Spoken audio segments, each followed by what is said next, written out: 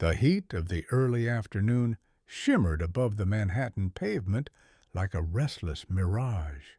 Expensive shoes clicked against the concrete as suits and briefcases rushed past each other, everyone too preoccupied with appointments, calls, and the ever-churning wheels of commerce.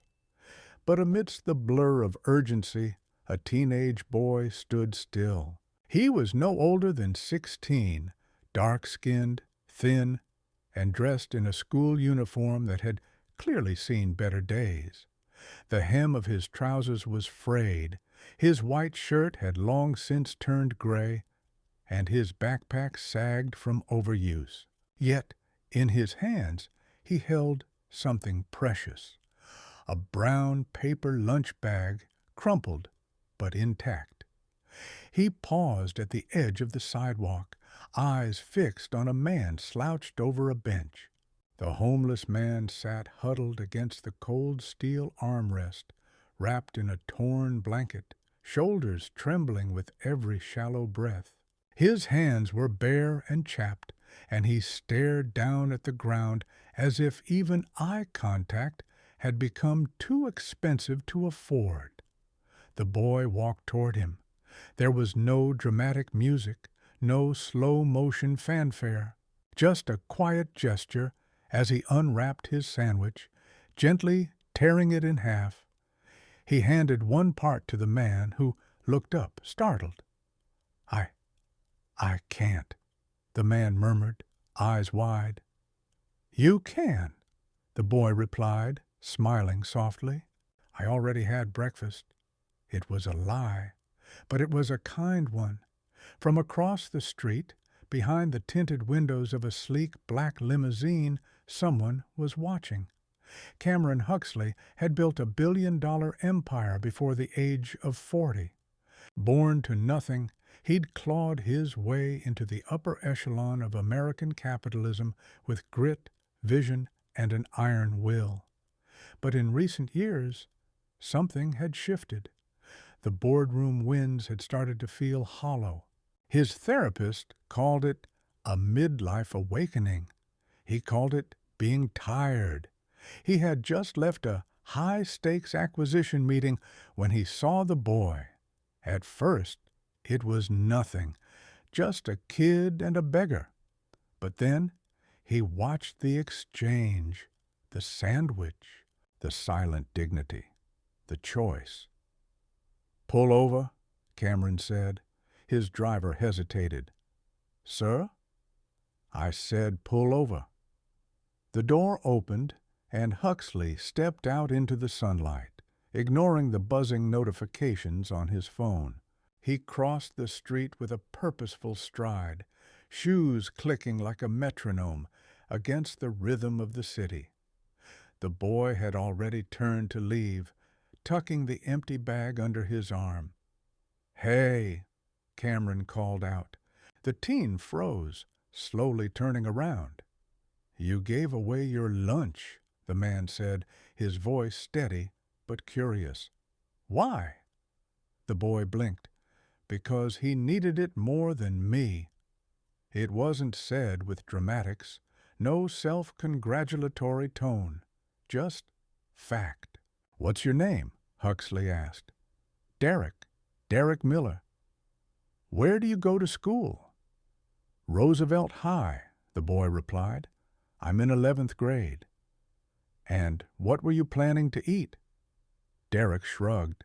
"There's a vending machine in the basement. Sometimes the janitor lets me have the leftovers." A beat of silence passed between them, the city noise a muffled hum in the background. "You're working?" Huxley asked, noticing the courier badge clipped to Derek's bag. "Yes, sir. After school. Deliveries. Helps with rent." "Rent?" That word struck Huxley harder than he expected. "Do you live with your parents?" "My aunt," Derek answered, not elaborating. "My parents passed when I was little." "Let me see your grades." Derek hesitated. "Sir?" "Your grades. Do you have them on you?" The boy opened his bag and produced a bent folder. Inside was a printout from the school website. Clean A's with near-perfect marks in mathematics and science. Cameron Huxley nodded slowly. "You come to my office tomorrow. Noon. Bring this," he said, handing Derek a sleek business card with an embossed lettering. "What for?" the boy asked, his voice uncertain. "I'll tell you then." The next day, Derek stood in the lobby of Huxley Tower, dwarfed by marble columns and glass walls so spotless they shimmered. His shirt was washed but faded, and his shoes had been polished until the scuffed leather shone like wet pavement. Around him, professionals in tailored suits whispered and stared. None of them had ever seen Cameron Huxley come down to the lobby in person. But there he was, striding past the reception desk in his signature charcoal suit, nodding once at Derek. "This way," he said. They ascended in silence, the elevator's hum the only sound between them. Inside the penthouse office, Derek stood before a glass wall overlooking Central Park.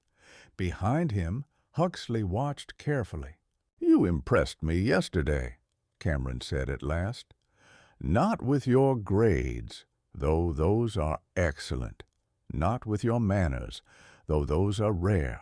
You impressed me because you gave away the only thing you had without expecting anything in return."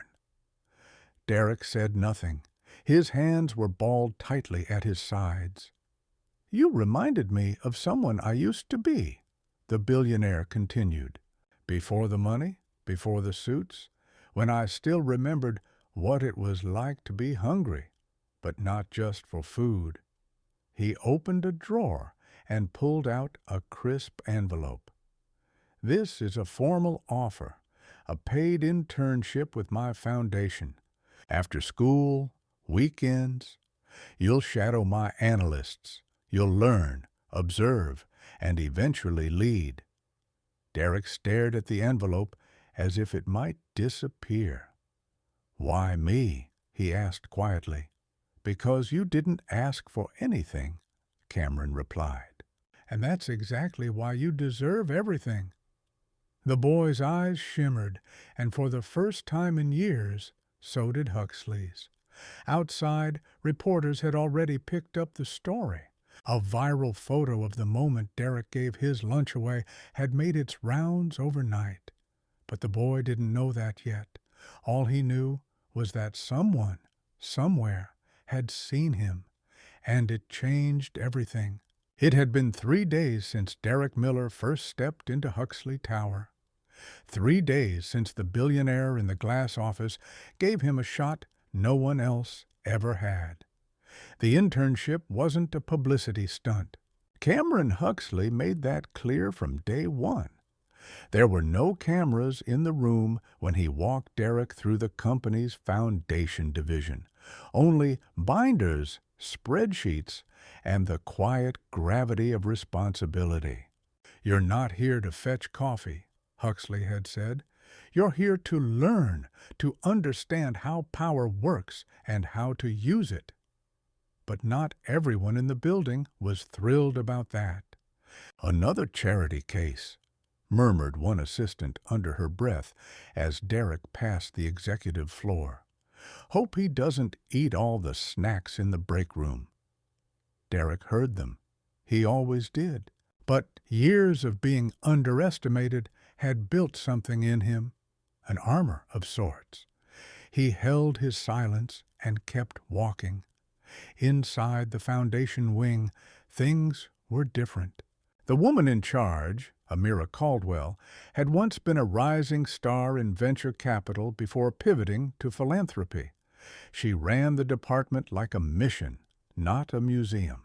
"Derek, this is your desk," she said on his second day, gesturing toward a small corner station. "Your job is to review incoming grant applications and flag anything worth deeper review. We don't do pity here. We invest in potential." Derek looked at the stack in front of him. Hundreds of letters from community centers, youth shelters, STEM after-school programs across the country.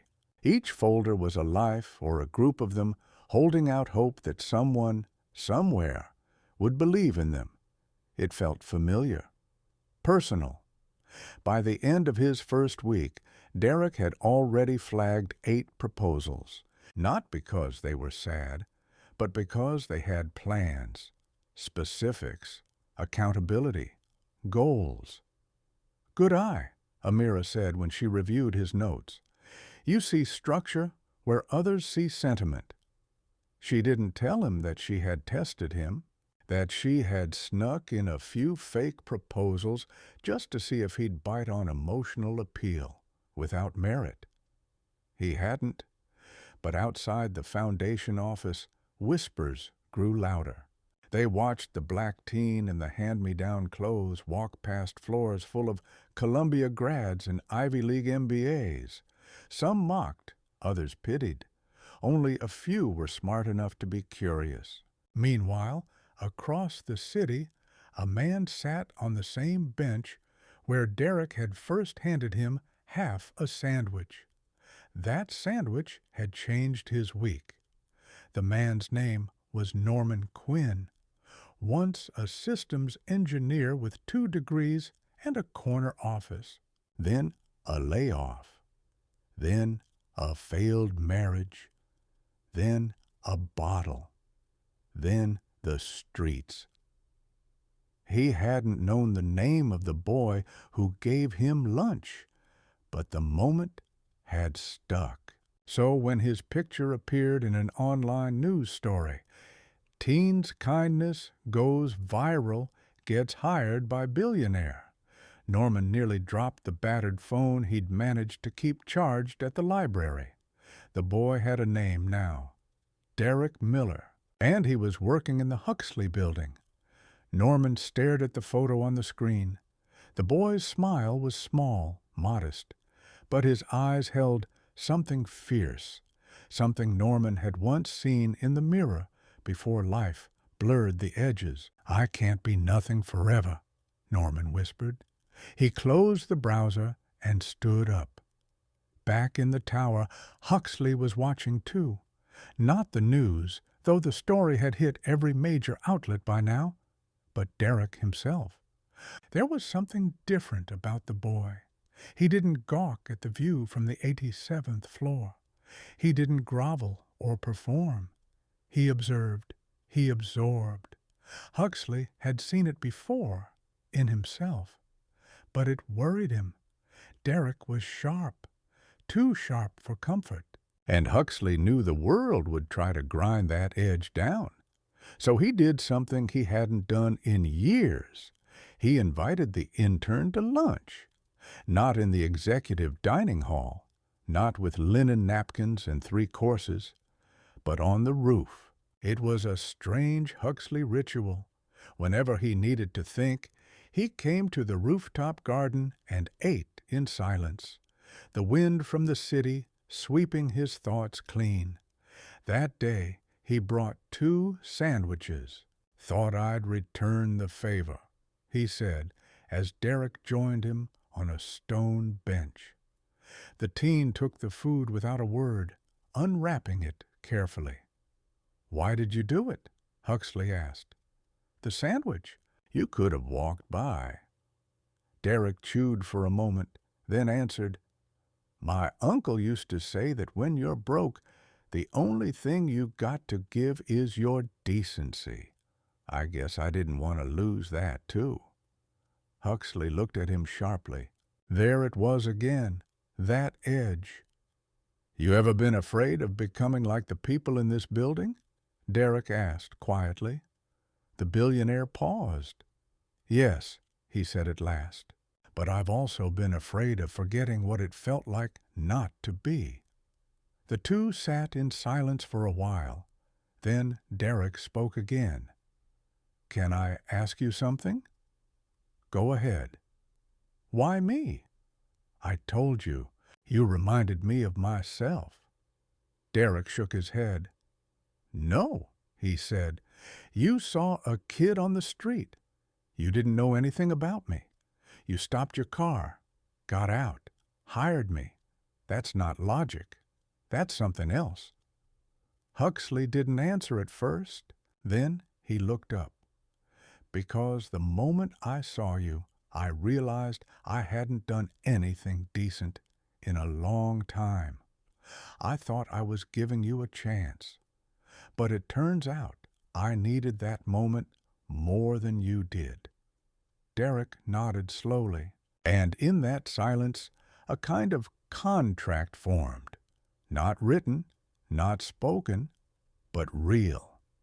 That evening, after hours, Derek stayed late. He was reading a proposal from a robotics club in Detroit when he noticed a man hovering in the lobby. The man looked out of place, unshaven, in a patch coat. But something about his posture struck Derek as oddly familiar. He stepped into the elevator and took it down. The man turned when he heard footsteps. "Hey," Derek said cautiously. "Do I know you?" Norman Quinn smiled, a slow, cracked thing. "You gave me your lunch last week," he said. "I was on that bench. You didn't know my name, but I didn't forget yours." Derek's eyes widened. "I just wanted to say thank you," Norman added. "That sandwich reminded me I was still a person." Derek swallowed hard. "You okay now?" "Not really," Norman admitted. "But better than I was." He held out a wrinkled envelope. "I read about your internship. Figured maybe you'd pass this along." Derek opened it. A handwritten proposal, ideas for a transitional housing model, technical diagrams, sketches, even budget breakdowns. "You wrote this?" Derek asked, stunned. "I used to be somebody," Norman said. "Engineer, systems guy, life. Well, it happened. But I never stopped thinking, just stopped being seen." Derek nodded. "I see you now," he said, and he meant it. The next morning, the folder with Norman's proposal was at the top of Amira's stack. 2 weeks later, the foundation approved a pilot program, the Step Back Project, focusing on recovery to reintegration housing for homeless professionals. Norman was brought on as a consultant. He wore a donated suit on his first day, not because he wanted to fit in, but because he wanted to show respect. Derek met him at the front door. "You look good," he said. "Feels weird," Norman admitted, "but good weird." As fall crept into the city, Derek's role at the foundation expanded. He attended meetings, drafted budgets, even spoke at a community leaders summit. Huxley watched it all with a strange mix of pride and apprehension. He knew this wasn't just an internship anymore. It was a torch passing. But torches are dangerous in the wrong hands, and somewhere in the shadows of the boardroom, people were watching, some with skepticism, others with resentment. The boy was rising too fast, and not everyone liked where he was headed. 3 years had passed since Derek Miller handed over his lunch to a man on a bench. Now he stood at the podium of the largest youth innovation summit on the East Coast, a fitted navy blue blazer over a charcoal shirt, no tie. Just confidence. His voice, once quiet with uncertainty, now carried across a hall filled with investors, educators, and policymakers. "I wasn't supposed to be here," he began. A pause. "I wasn't supposed to get out of my zip code. I wasn't supposed to be anything but invisible." He let the silence settle before continuing. "But somebody saw me. Not just my hunger, not just my grades, but the part of me that gave, even when I had nothing." The room was still, focused, listening. I didn't give a man my sandwich to get noticed. I did it because I knew what it felt like to go without. But when Mr. Huxley stopped his car, that was the moment I realized how rare it is for the powerful to pause. He turned toward the man seated in the front row. Cameron Huxley, now 45, his empire still vast, but his name attached to different headlines. Corporate titan turns philanthropic crusader. Billionaire funds social capitalism experiment. The Derek Miller Fellowship for Ethical Leadership. 3 years ago, Derek continued, I got an internship, not a job, a chance. And in the time since, I've met other young people who just needed someone to look. He pointed to the screen behind him. A photo appeared, 6 teens, beaming, standing in front of a building with a sign that read, The Miller Huxley Center for Equity and Innovation. The building stood where an old corporate annex had been torn down, funded by Huxley's own money, designed by Derek himself, staffed by people who once lived in the margins. I didn't build this alone, he said. I just made sure no one else had to walk the same lonely road I did. The applause rose like thunder, but it wasn't the sound that stayed with Derek, it was the eyes. 1,000 pairs, young and old, looking at him like he was the proof that change was possible. That evening, as the sun dipped below the skyline, Derek stood on the rooftop of Huxley Tower, just like he had on his first week. This time, the city felt smaller, not because it had changed, but because he had grown. I'm proud of you, Cameron said, stepping up beside him. More than I can say. Derek smiled faintly. You gave me a shot. I just didn't want to waste it. It was never charity, Huxley said. It was recognition. You were ready to lead before I was ready to let go. Derek looked over at him. Are you letting go now? Huxley nodded. The board approved it today. The foundation, the equity programs, the fellowship network, I'm naming you executive director. Effective immediately. Derek's heart skipped. You sure? He asked. Nevermore. And I want to show you something. He led Derek down to the 10th floor, into a wing that had been locked for renovation. Inside, the lights flickered on to reveal a new exhibit space, clean walls, soft lighting, and a single sculpture at the center. It was a bench, simple, worn, familiar. The same model from the street where it all began. Above it, engraved on the wall in clean serif font. When you have nothing, give what you can. It might change more than you know. Derek Miller. Derek swallowed hard. His hands, usually steady, trembled at his sides. You did this? Huxley nodded. We lose too many people because no one sees them. I want every kid who walks into this building to know their decency has value. That kindness counts. He looked at Derek with something close to reverence. Your story, it's more than inspiration. It's instruction. The following week, Derek returned to his old high school. Roosevelt High hadn't changed much. Still underfunded, still under pressure, but now it had a new after-school tech lab. Donated by the foundation, staffed by alumni. He walked past lockers he once feared, classrooms where he felt invisible, and into the gym where rows of students now waited to meet him. One boy approached timidly. 12, maybe, torn hoodie, but sharp eyes.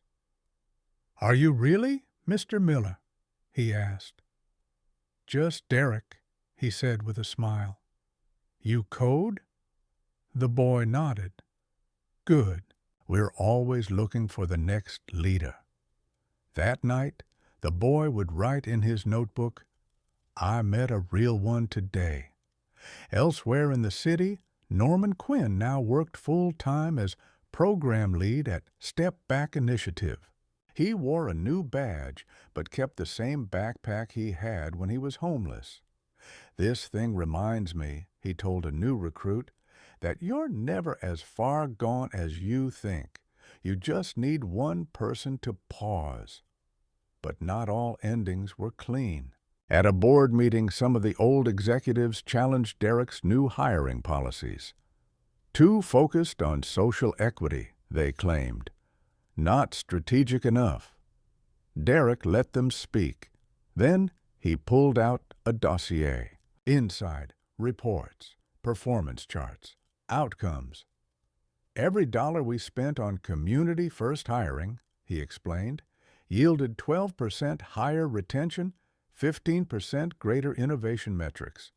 You can ignore the ethics, but the math doesn't lie." They fell silent because they couldn't argue the numbers or the momentum. One day, after a long meeting, Derek received a letter, handwritten. "Dear Derek, I was the janitor at Roosevelt High when you used to stay late. I used to leave a snack in the vending machine slot after hours. I don't know if you ever noticed. I just want you to know. You deserved that sandwich long before you gave one away."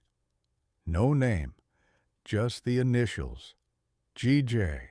Derek folded the letter carefully, placed it in a drawer next to his original internship badge. Months passed. Seasons turned. The city changed in small ways. A new youth center opened in Brooklyn. A tech fair featured students from underserved neighborhoods. A bill passed increasing funding for urban educational partnerships, with Huxley Foundation's data used as a case study. And one afternoon, a now senior Derek stood in the rain at a cemetery. A modest stone in front of him read, "Aunt Clara Miller, 1952-2018. Raised one boy, changed the world." He laid a flower. "You were right," he said softly. "It wasn't the world's job to save me, but I had to be ready when it did." Behind him, a small group of teens waited in the car, their first big tech conference ahead. He turned back, a leader now, not because of his title, but because he remembered the bench, the bag, the man, the moment. On the edge of the city, a new sculpture was unveiled in a public square, a young boy handing a sandwich to a seated man. The plaque read simply, "Legacy isn't what you build for yourself. It's what you give away." And beneath it, in smaller font, "Inspired by the true story of Derek Miller. One sandwich, one chance, one world changed forever."